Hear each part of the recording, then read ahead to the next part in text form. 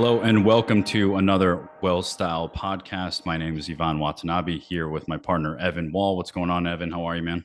Doing great. Happy to be here. Awesome. And today we've got a very special guest, our internal investment specialist, Alex. What's going on, buddy? How are you? Doing good. How you guys doing? Doing well. So today for the listening audience, we're going to do something a little bit different. Normally we're just recording on the podcast, but what we're going to do today is share some slides and some information. And for those that are visually inclined, we'll have it up on our YouTube channel for you all to check out. Additionally, this podcast today is going to be a follow-up to one that we recorded previously, discussing some of the equity grants that people get from their companies, how to assess some taxation, and really just, how to overall think about that compensation. So we're going to do that. And we're going to do something also a little bit different. Evan and I are going to pretend like we don't have any clue or very little clue of what is actually going on, and try to take more of a client approach as we ask Alex some of those questions. So with that being said, Alex, why don't you kind of kick it off and go from there? Iván, thank you so much for that introduction. And yes, this is essentially part two of a topic that we discussed earlier in the podcast series. That conversation was, what are equity awards, or what are alternate forms of compensation that your employer might provide to you? We had conversations about what RSUs, NSOs, ISOs are. We're going to walk through those as just a quick refresher. But what we're really looking at is ways that companies can provide compensation to you other than the form of your base salary, your cash bonus, in a method that connects you to the performance of the company. And the most common approach is to grant those employees forms of equity in the company, either as restricted stock units, so those are the RSUs, NSOs, or non-qualified stock options, or ISOs, incentive stock options. They all work a little bit differently. Some of them have a couple of different ways to deal with taxation upon buying or selling of those individual awards. And as a quick refresher, RSUs, you're basically granted a share of the company. It's once they vest, which will also refresh our memories on what that means, you have a share of the company in your account, free and clear to do with as you'd like. That's an RSU, restricted stock unit. A non-qualified stock option or an incentive stock option, those are the contractual agreement to buy a share of the company at a predetermined price. So if a company is giving you an option, it allows you to buy a share of the company, typically at a lower price than the current fair market value of that company.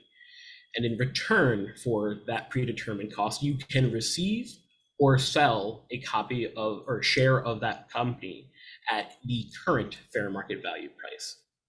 NSOs and ISOs are a little bit different. NSOs are typically provided by more established companies. They don't have to only be provided to employees. They can be provided to people who are vendors of the company, service providers, independent contractors that work for the company, while ISOs are only for employees of the company. It's also more prevalent in the tech space and the early startup space to see ISOs. So typically that's the differentiation on why a company would offer one instead of the other. The biggest difference between all three of these is how they work in practice. What does it mean for a company to give you these awards? How do they become yours fully, in your full ownership as time progresses, what we call vesting? And then when you finally go to use the proceeds of selling a RSU or exercising an option, what does that mean to you in terms of real dollars and how taxation applies? We're actually going to walk through some of those examples today. We're going to put you in essentially the shoes of an employee and say, hey, this is what it's like to receive 1,000 shares of company XYZ. This is what it's like to receive 1,000 NSOs from company XYZ. This is what it's like to receive 1,000 ISOs from company XYZ. So we'll jump into those examples in just a minute. But as that quick refresher, Evan, Iván, any questions that you think that would come up in conversations with our clients? None at this point. I'm excited to jump in. I know I've got a lot of clients that receive some compensation in this form, so they all have lots of questions, and so it'll be a good refresher. Yeah, absolutely. And also, I think, just as a sort of a disclaimer here, we want to make sure that the information that we're sort of providing is just theoretical. You should 100% make sure that you're running the taxation piece by your CPA to actually get what the real tax dollars will or impact will look like. But this is how you can kind of make the assessment for yourself on, again, just based on the tax code, what am I going to be taxed for whatever strategy I decide to implement, right? And that's ultimately the conversation that we have with folks all the time is, hey, which lot should I be selling? What's the impact going to look like? Why would I sell one lot versus another? And again, Alex, we're excited to kind of have you walk through that. Exactly. Great. So what I'm going to do is, again, for those who are watching at home on some sort of video, we'll have a visual reference, but even to those who are listening along, we'll explain it so that you guys can keep up with us. But what we're going to be doing, again, is walking through those three different scenarios. We're going to start off with the restricted stock unit.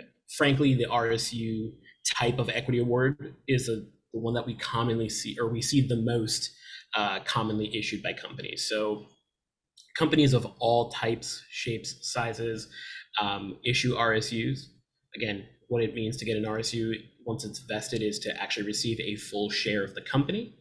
And what I would like you to imagine is as if your company granted you 1,000 RSUs, and those RSUs are going to vest over a 4-year period of time, where every year after the initial grant date, 25% of that overall award is going to be vested and fully owned by the employee.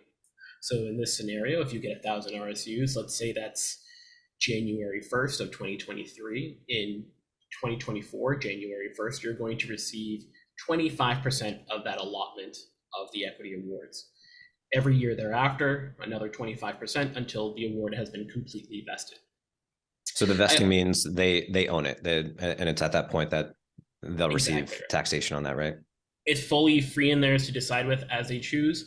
Some restrictions that are common, it's not so much on the ability on whether to buy or sell, but when to buy or sell would be trade blackouts. So every company, if you're subject to sensitive information where you could trade and, it would be considered insider, or you would have the ability to trade off of insider information, they provide trade blackout dates. But aside from that, if you wanted to sell all of your restricted stock units that have vested to you and you wanted to buy Bouncy Castle, you certainly could do so. It's fully free and clear. So what you want to do with those shares once they're vested is up to you. If they are unvested, you don't have access to them. Should you leave the company with unvested shares, it's unlikely they would be flushed out to you. They would typically be surrendered. So it's actually one of the reasons why companies choose to grant compensation in this format, because it incentivizes you to stay till the end of the vesting schedule. Yeah. And I think one of the major pieces here, guys, for especially for clients that aren't coming to us, of course, our clients are forwarding over the information, but for those listening, you really have to understand what that vesting schedule looks like, because every plan is different, right? So that is one of the main pieces of information you have to really be clear on is what's the vesting schedule look like? And and you mentioned the blackout dates, another major thing that they have to understand, because if you know that you're going to need some money coming up and you have some vested stock that you want to sell, listen, if you're in that blackout period, no matter how badly you want to get that money, you're not getting it out, right? So you have to really make sure that you are working within the parameters of the plan documents and that you sort of plan way in advance for these things, because again, they're not going to allow you to do anything with those positions if it's a blackout date, and they clearly tell you in advance. But again, those things need to be on your radar as you do your planning. Exactly right. So what we're looking at when it comes to RSUs, again, we're taking a look at this example where 1,000 RSUs are granted to the employee, and over a course of 4 years, 25% will vest every year. I gave a illustrative example income of 100,000. So let's say you're making $100,000 in base salary with that company. That comes into play because of how taxation is realized on RSUs. So when you are granted RSUs, upon grant date, there's no taxable consequence, no liability that's immediately realized. But as these units vest over time and they get sent to you, they become a part of your taxable income in that calendar year. So at a high level, let's say we're looking at this example, and assume we didn't have any specific circumstance to address the tax piece. Year one comes along and 25% of the 1,000 shares vests to the employee. Whatever the fair market value of that 25% represents, that's going to be added to your taxable income. So on paper, it's like you're making $100,000 of your base salary plus whatever the fair market value of that total 25% is. And that's going to keep happening year over year until the award is fully vested. So it's important to remember that it's the value at the date of vest, not the value at the date of grant, because the stock could have fallen or risen, 20 or 30% between those two dates. Exactly right. And it works both ways, up or down. So if you have it vested to you 1 year at a certain share price, and then the next year it drops, the taxable impact is going to be different. In the example that we're showing today, we're illustrating a common way that employees manage the tax piece, which is to have a net share settlement. What does that mean? It means that while, yes, 25% of these awards is owed to you upon vesting, you can elect to have a smaller number of shares sent to you, and whatever shares aren't sent to you is sold immediately to cover the income tax liability, so that you don't have to deal with it on your own personal end and sell those shares to cover the expenses, or have it come out of pocket, or have the income deducted from your W-2 income. So there are different ways to address it. The one that we most commonly see employees elect is this net share settlement.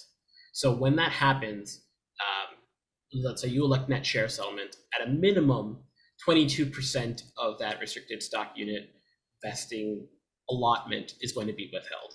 If you have a W-2 income over $1 million, it's going to be a 37% withdrawal rate that they will withhold for you. That way, you don't have to cover the majority of the tax liability by the end of the year.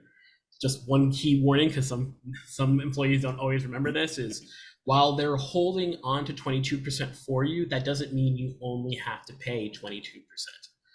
You're going to owe the difference between 22% and whatever your top marginal income bracket is going to be at the end of the year. Not only that, that's your federal tax alone. You may owe state tax depending on where you live. So you still need to run this by your CPA, give them all of your information on what vested in the given year to make sure that you don't underpay taxes, or you're aware of what your tax liability will be the next year. And we're going to show how that looks like in just a minute. Yeah. And for a lot of our clients, again, just to that point, we're recommending that their CPAs run these numbers, these figures during the year to help figure out maybe there are other ways for you to be withholding more from your traditional W-2 income to help offset that tax. Because again, only 22% is getting withheld from the actual shares. So, the idea is make sure that you have a game plan going into it. I can't tell you how many people and companies come to tax time and didn't understand what they needed to pay in tax. And it's a rude awakening, come tax time if you didn't assess this correctly. So really just being proactive on this is critical. Yeah. So in this example, I want to illustrate a stock, or a share of the company over a 4-year period of time, where on the day of grant, the RSU's price, or the fair market value of the share, is $10. And every year after, it assumes that the share price has grown by $5. I wanted to keep the math simple just for our example. So I want, on day one of the equity award schedule, right? The day of grant, you as the employee are granted 1,000 unvested RSUs. The fair market value of the share is $10 on that given day. You have $10,000 worth of potential value in unvested RSUs. None of that translates to cold hard cash because nothing is vested and in your ownership yet. And again, no tax liabilities have been realized. That will happen upon first vest, which will come in at the end of year 1. So looking at the end of year 1, now 250 shares of the initial allotment, again 25%, is no longer unvested, but now is moving towards the process of being transferred to the employee. Again, we're assuming this situation that 22% of those shares are going to be withheld to address taxes. So you end up as the employee receiving less than 250 shares. But again, you understand that that is because a portion is being held for taxes. So the employee in this scenario ends up receiving 195 vested RSUs. And that is roughly a 2,925 vested value. And you have about 750 unvested RSUs still waiting to be, to make their time in the vesting schedule. That potential value is now 11,250. Again, the share is increasing in value as time progresses. And now when we look at the taxable component upon vesting, you'll see that because you had 250 shares added to your taxable income, that current fair market value of those shares is $3,750, making your gross taxable income $103,750 for the year. And that is year 1. As we keep going down the scenario, now looking at year 2, you're 50% way through your vesting schedule.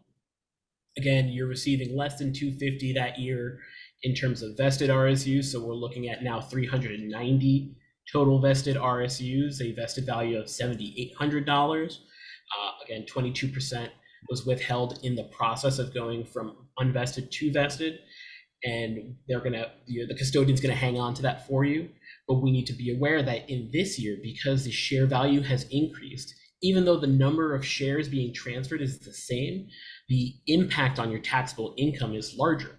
So this year, $5,000 is going to be added to your taxable income instead of the $3,750 number before.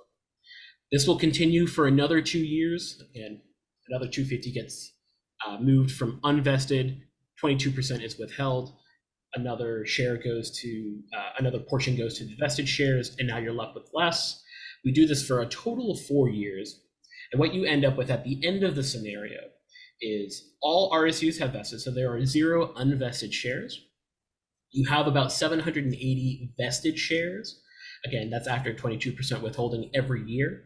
That's a total value of 23,400 vested value. And you'll also note that we are still seeing this taxable income impact as the share value grows year over year. We'll see that it gets added to your gross taxable income, and in this given year, we're adding 7,500 to your overall taxable income.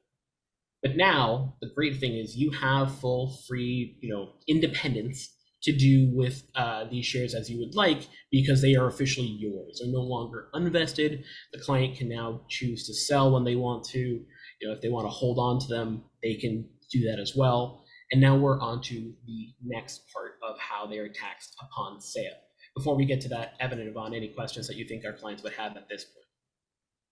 Just to reiterate, before the day 1, all those shares granted at what we thought was a $10,000 total value, right? Because I think there was what was the calculation? $10 per share, and yep, $10 per share on the day, and 1,000 shares, so $10,000 value. Right, and so because we're illustrating the share price rising over time, where it started at you thought you were getting $10,000 day 1. The share price rose over time, and in this scenario, it came out to 23,400. So if you're thinking about, should I be taking this job or some other job, and part of maybe a good part of the compensation is in equity, you got the upside, and you also have the downside, because obviously shares rising in price is certainly not guaranteed. So exactly, it's an additional risk that the employee takes on that the employer does not. Correct. Yeah, absolutely. The performance of the company is tantamount to how you do with these awards. You hope that you work for a strong company that's going to continue to grow while you work there. But we have seen this play out with clients in our practice, that they received equity compensation at a point where the company was doing well, and the market value of those shares dropped as opposed to having grown over time. So in essence, their compensation is reduced and is less in value. So it's certainly a risk that is out there, and is possible in the scenario of RSUs. One benefit of receiving RSUs as opposed to the other forms of compensation that we'll run through in just a minute is when you receive an RSU, even if the market value has decreased, if there's any value at all, it's yours. Maybe a share dropped from $30 a share to $25 a share, but you still have $25 a share of worth of value. When it comes to options, it's not always the case. And we've also seen that too, and we'll address that in just a minute.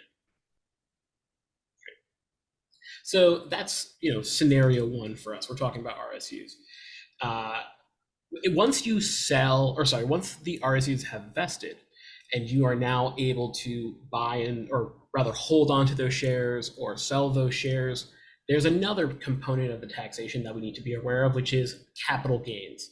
So similarly to, if you were to go to market and buy a share of Apple and you paid X amount of money for it, and then you sold it at another point in time for Y, what you will owe in taxes on that transaction is the difference between X and Y at either short-term capital gains rates or long-term capital gains rates. That same type of taxation applies to vested RSUs. And the difference here is that the cost basis, right, what you paid for the value of the share is going to be the fair market value on the day of vest. So Evan and Iván, if you received that first allotment of 250 shares in this example, right, at a $15 per share value, and then you decided to sell that same share 2-3 years later at a $30 value per share, you're going to owe either short-term or long-term capital gains based on the difference between 30 and 15. And since it's over a year that you've held on to that share, you're going to pay long-term capital gains rates, which we can find, 0, 5%, 20%, and for the highest income earners up to 23.8%. If you're paying short-term capital gains, you're going to be paying your top marginal income tax bracket. So this is another piece that's very important for clients to be aware of when they're going to liquidate their funds. We have conversations all the time where clients are trying to find, sources of funds for their down payments or short-term liquidity needs. And that's where you have to balance, do I, sell the lowest cost basis, most return on investment shares, right? The ones that have had the biggest success and pay long-term capital gains rates, or do I sell my shares that maybe haven't, done net rate of return the best, but they're in the short-term capital gains bracket. So they may, you might want to minimize that taxable impact. Ultimately, it's a conversation that needs to be had with a tax advisor. But those are the conversations that we have about where do we take this money from? Where do we service that short-term liquidity need? And do we want to pay long-term or short-term capital gains? Yeah. So just to be clear, right? We're paying taxes, ordinary income taxes on the date of vest. And then when I sell the shares, I'm paying some type of capital gains tax on however it grew based off the fair market value on the day of vest. Right. So you are paying taxes at two different times, but you're not paying taxes on the same thing twice. Yep. Understood. And we certainly have gotten that feedback too, where clients think, oh, they're hitting me twice. You're paying taxes on two different parts of the overall compensation received. So that is the most common scenario that we run into, which is RSUs. But let's take an example where we're not getting shares, but we're getting options, right? So in that scenario, again, an option is just a contractual agreement to pay a certain price for the fair market value of the share on a given day. So let's imagine that the company is giving you 1,000 non-qualified stock options. And let's assume that almost everything else about the scenario that we're looking at matches the RSU one we just did. 4-year vesting period, 25% vest per year, current base salary of about $100,000, right? We're trying to keep it as apples to apples comparison as possible. So unlike RSUs, you're not going to owe taxes, or a taxable liability is not going to be realized upon you receiving the NSOs in your vesting allotment on an annual basis. So when you get 250 NSOs, you're not going to be adding that explicitly to your income in that given year. Taxation, for the first time when it comes to NSOs, is typically addressed when you go to exercise them. So when you exercise an option, it means you are taking advantage of the contractual agreement to buy the share at the predetermined value. So again, let's say that you have an option to buy a share of a stock of a company that has a fair market value of $30 per share, but you have an option where the strike price is $10, you pay 10 and you get something immediately in value of 30. Let's apply that to this scenario. We're going to use the same schedule of growth of the company over time. And I'm going to highlight what those pieces will look like as the years pass on, what different strike prices will mean to you from a taxation component, and ultimately how this equity award type differs in growth potential compared to RSUs. So again, let's imagine day one, right? You get 1,000 NSOs granted to you, unvested. You'll start vesting for the first time the following year. No taxable liability is realized at this point, and it won't happen until you exercise. So come the end of year one, you get your first allotment of 250 NSOs. Again, in this example, we haven't exercised any just yet, and we won't be. So you've received 250 NSOs in potential value, because you haven't exercised them, of $1,250. And what that is supposed to represent is the spread between the value of the share on the given day, which is $15 per share, and the strike price, which is the fair market value of the share upon vesting, upon the grant date, which is a big thing I want to clarify. These NSOs were granted when the fair market value of the share was $10, and that is considered the strike price. So from here on in, $10 is going to be the point of which you're going to measure how much money you've made off of these investments. If the shares go to $20, $25, $30 a share, the difference, or really the growth that you will receive, is the difference between $10 a share and whatever that fair market value of the share is on that given day. But year one, we've got 250 NSOs in our account. No money has been exchanged. No money has been realized yet, so no tax liabilities have been realized. And we're going to be doing this for another 3 years. 2 years, another 25% allotment. Another year passes, another 25% allotment. All the way when you've gone to year 4 now, you now have 1,000 total vested NSOs in your account. And that is worth a value of $20,000, because you have 1,000 NSOs where you can realize a spread of $20 each, because the difference between the strike price and the fair market value of the share of the day is $20.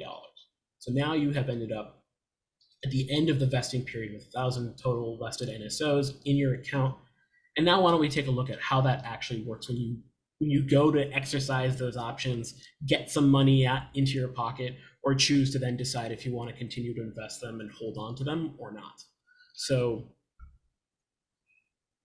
when you choose to exercise an NSO, you will owe income tax on the day that you exercise them. And the amount that you're going to owe is income tax on the difference between the strike price of the award and the fair market value of the share on the day of exercise. So if we're going to look at sorry to interrupt again, just to simplify, the strike price is just what you're buying it at, right? So it's the difference between what you're buying it at and what the date of share, that the share price that date, which is what you could sell it at. Correct. And the strike price is typically determined by the value of the share when you were granted these awards, which in this scenario is going to be $10. Again, that's going to be that difference, but that is exactly right. It's the contractually agreed amount that you will pay out of pocket to then receive the share. So, which is actually a component of what we're going to discuss right now. So from a tax perspective, though, The first time you will be taxed upon, or when manipulated in these options, is when you choose to exercise an option. And the tax that you're going to owe is the difference between the strike price and the fair market value. Once you pay that tax, the next time that you will owe taxes is ultimately when you choose to sell the underlying share. So Evan, let's take the example. You have an NSO that's, again, granted, you have a strike price of $10. The share is now worth $30, right? And you've held on to, or we haven't actually talked about holding the shares yet, but let's say you choose to exercise and hold the shares, right? Mm-hmm. The income tax component is going to be the spread between those two. What you choose to do thereafter is the conversation that we've been having about capital gains. Let's say the share is now yours, you've exercised the option, and now you hold on to that share that's worth $30. And you've held on to it for over a year, and now the share value has gone to $40. If you choose to sell it, you will only owe capital gains tax on the difference between $40 and $30, right? And you're going to owe long-term capital gains rates because you've held on to it for over a year. So that second part, that second moment when you can get taxed on this is then ultimately when you choose to sell the underlying shares. So those are the two kind of light switches that occur in these scenarios. Taxation part 1 is when you choose to exercise. Taxation part 2 is when you choose to sell the actual share itself. Any questions on that? Or, Iván, maybe from your context, any questions that clients typically have in those scenarios of how to address the tax piece, or what we see clients ask commonly in those scenarios? No, I mean, I think what's sort of popping up for me is we when we look at the two different options, right, NSOs or RSUs, one of the big differences is the lack of control with the RSUs in terms of like how and when is that tax going to take place, right? You can have you have control over how much or how you can plan around it, but you don't have control over when you receive them. You're getting taxed as soon as that money vests. You're getting taxed on that. With the NSOs, it's possible to be a little bit more strategic or forward thinking or plan a little bit more ahead. Hey, I have a ton of other income this year. This isn't a great year for me to exercise the NSOs based off of a tax plan, or hey, I'm going to exercise these and sell them because my feelings around the company are either really positive or negative, and those again gives us a little bit more thought, but also some more control. So again, this is the option to buy the shares. You don't have to, and most of our clients are pretty in tune with their underlying companies. So when we're walking through this exercise, it's really, again, understanding what's going on in the macro of their own personal plan, but also how do they feel about the company? How do you feel about where the company's headed? How do you feel about where it's been? Do you think you're going to be there for a while? All of those are things that we kind of take into consideration, I think, when we're walking through the options. Yeah, I love that you brought up strategy there, because being strategic in when you choose to exercise and ultimately hold or sell these shares, income is a big component. Performance of the underlying shares itself, does it make sense in a moment where the company maybe is not doing terribly well, but you still have long-term faith in the company? Maybe we choose to exercise at that point and reduce the taxable component of the short term, the spread piece, right? Maybe that makes sense. Or, we balance the needs of the tax planning with liquidity needs and say, ultimately, what's the most effective route for a client to take when choosing to get out of these positions? So yeah, strategy is definitely the name of the game when it comes to exercising NSOs and ISOs, which we'll address in a minute. Yeah. The other part is frankly, like how much of this underlying position makes up, their portfolio, right? Their overall equity portfolio. A lot of clients are very tied into the company because they're W-2 base salaries from their company. Then they're getting all this compensation from the company, and all of their benefits are tied into it. So they are like heavily invested, not just in many different ways to one particular position, right? So the other piece here could be, do I want to just diversify away from X, Y, and Z company? Right. And reduce my risk in a little bit. You would have probably wouldn't have been a great idea if you were, top 100 employees at Facebook. But if you're at some of these other companies, really just trying to understand, like, how do I factor in the risk? Right. And one last comment, and kind of bouncing off of what you said, is, when you're looking at diversification and trying to diversify away from positions like this, what are the costs associated to doing that? What's the cost to actually making those decisions? We've talked about the tax piece. You're going to owe income tax. You're going to have to owe the withholding minimums of that income tax on the day you exercise. So you are going to owe 22% straight up if the spread is under $1 million, 37% if it's over $1 million.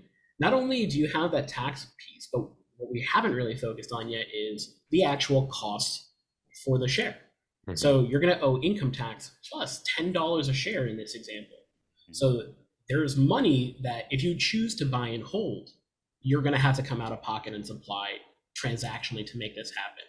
For clients that choose to do cashless exercises, which doesn't involve any liquidity coming out of your own pocket, you can do that, but just understand that the costs are still real and you will still owe them. They're just netted out from from the revenue of the liquidated proceeds.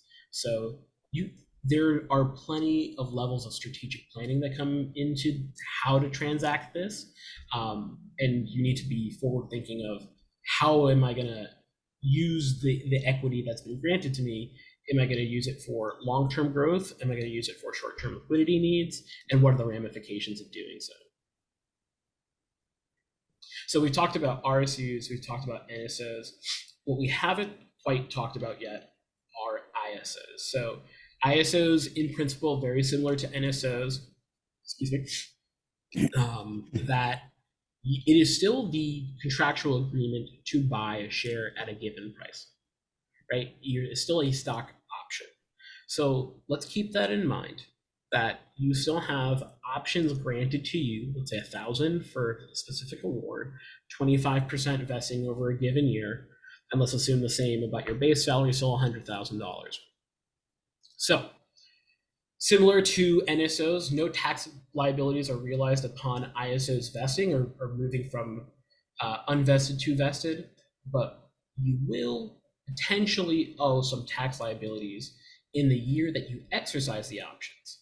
So unlike NSOs, where you will definitely owe tax, income tax on the spread, and you will not get away from that, you may owe a tax liability on the day you exercise for ISOs, and that comes down to AMT tax. We're going to dive into that in this example in a larger way, but just one thing to be aware of: it's not definitive, but you may owe tax upon day of exercise.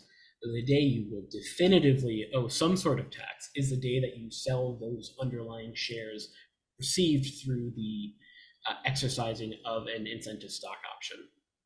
And the thing to note there is that depending on how long ago these were granted to you, how long ago you exercised the option itself, and in what calendar year you exercised and sold these options, those three parameters have a very big impact on how and what type of taxes you're going to pay come, when you choose to actually sell. So the ISO, and common and prevalent in the tech industry, easily the most confusing of all these three different types. It's the ones that we get the most questions on.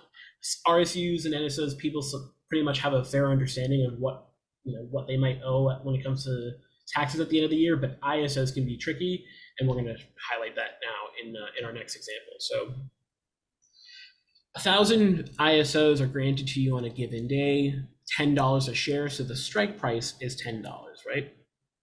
Just like an NSO, assuming that we do not exercise any of these ISOs throughout the vesting period, we're not going to realize any tax liabilities in that time frame.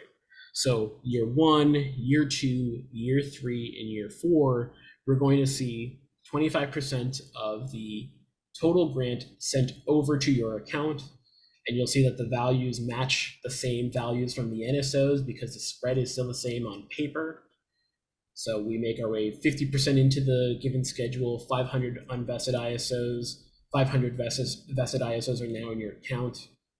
Keep going another 25%, all the way until we're at the end of year 4, where I now have 1,000 vested ISOs in my pocket at a fair market value of the day of $30 a share. Because the strike price is $10 a share, I have a spread or a vested value of $20,000 that I could get from liquidating these ISOs on a gross total amount. Now, the potential future tax liabilities kick in again with ISOs when it comes to when you choose to exercise and how much is the spread between the strike price and the fair market value on the day. So if you're unfamiliar with the AMT, the alternative minimum tax, essentially what it serves as a alternative tax that you must pay given certain income assumptions and certain AMT preference items, which means that sources of what the government would consider income that don't strictly match W-2 compensation or 1099 compensation. Those get added together in a formula and ultimately determines if you owe your regular income tax amount or this alternative minimum tax. ISOs can add to your alternative minimum tax preference item list, meaning that if the spread between the strike price that you were granted in ISO and the exercise price of an ISO or the fair market value on that day is, if that's too big, it's going to add a fair amount of value to your preference items on the AMT, and it may push you to have to pay AMT in the given year of exercise. Why is that so important? Because you effectively, as the employee, end up potentially owing an actual tax owed with real dollars on hand without necessarily having liquidity to address it. You may not have the option to sell these ISOs depending on what company you're with or how early in the process of the startup process they're in. You also haven't explicitly sold those ISOs either. So, it's not a consequence of selling these shares and having money. It's purely a consequence of just even exercising the option and having the ability to do so. However, so we realize this potential risk. However, if you don't exceed that differential on the AMT preference item list, you will not owe AMT, and the ISOs are actually going to be tax preferable compared to an NSO. And the reason being is if you choose to do a buy and hold strategy, for example, on an ISO, let's assume that the difference in the spread is not large enough for you to realize an AMT tax in that given year. You hold the shares for upwards of a year from the day that they vested, and you chose to exercise them on that day. And also you've chosen to sell them 2 years after the initial grant date. You can now pay long-term capital gains on the total holding. The difference is having to pay AMT tax, which can be 26, 28% given tax brackets, or pay long-term capital gains rates on 20% or 5%. It really depends on what your income is in a given year.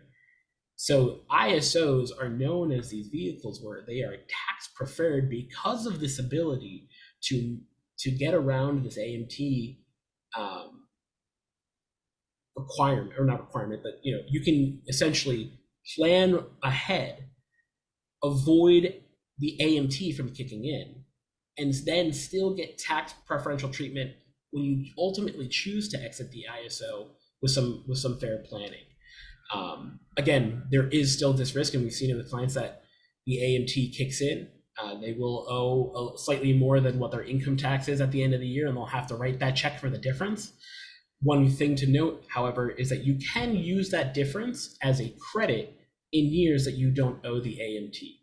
So this is why having a tax advisor who knows what they're talking about is super important, because they need to run these numbers with you, and you need to say, hey, I have X amount of ISOs. let's have a discussion about what I can exercise without pushing me into the AMT. Yeah. And I think, Alex, I think that's probably a good place for us to kind of wrap up the conversation. We've gone over a ton of information today, RSUs, NSOs, ISOs. I think leaving it at having a conversation, planning ahead with both your advisor and your CPA, understanding the rules of your current plan, but also how that may impact you, especially if you're getting new job offers. All of those things are things that I think would make sense to plan ahead with. So listen, this was super valuable. I appreciate you kind of walking us as the clients and also the listening audience through this scenario. And again, thank you to the listening audience for tuning in. Again, you can check out our YouTube channel, and also please make sure to click subscribe below to be notified when we have new podcast episodes going forward.